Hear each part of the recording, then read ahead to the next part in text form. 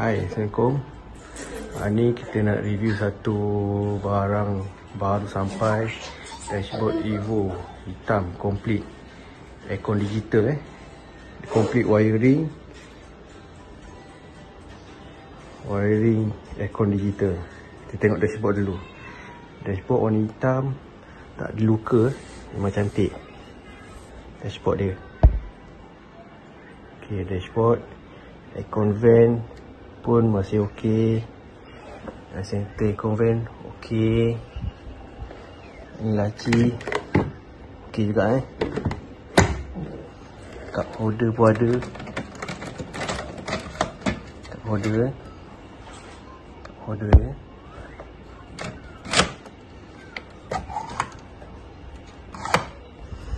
komputer digital, panel digital.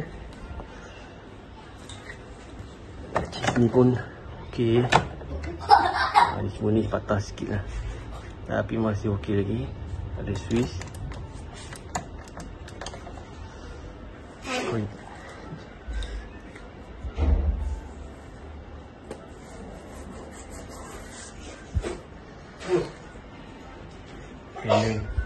Panel digital aircon ni berfungsi semua.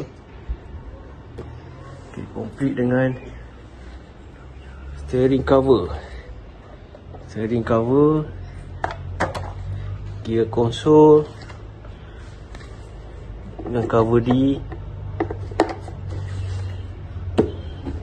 armrest.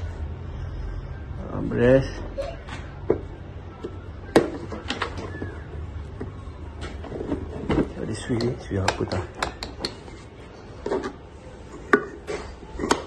Gear console okey lagi. Dia buat macam ni, modified sikit konsol dia. So warna hitam juga,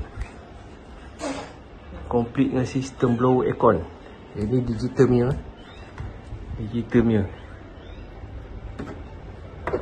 semua complete ni, plug and play je, digital punya.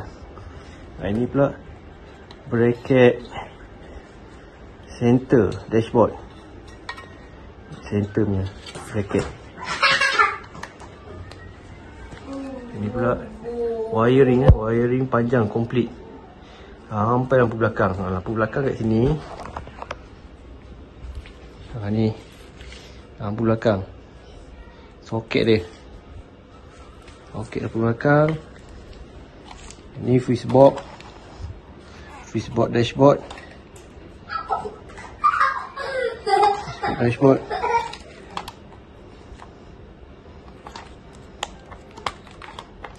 Siap fuse complete fuse dia complete, fuse box dashboard. Ini relay dashboard, wiring panjang. Ini soket meter, ada dua soket meter. Ini soket panel digital aircon. Ini belakang tu masuk kat sini.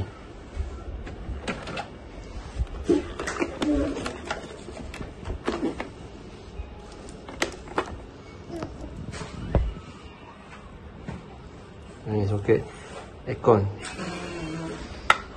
Ni sampai wiring depan complete semua.